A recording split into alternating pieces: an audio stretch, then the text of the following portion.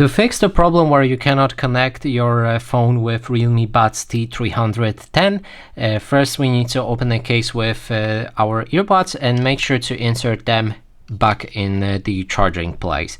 After that, we can close the case, open it again, and remove both of the earbuds. That whole process was just to make sure that our earbuds are on.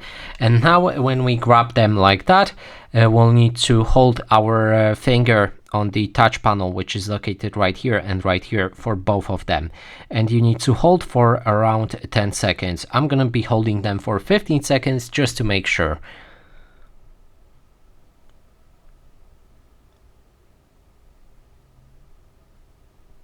Okay, now let's reinsert both of them in the case and close the case, open it. Now move to the Bluetooth settings and let's pair a new device. Here they are, ready to connect, and they should be connected without any problem.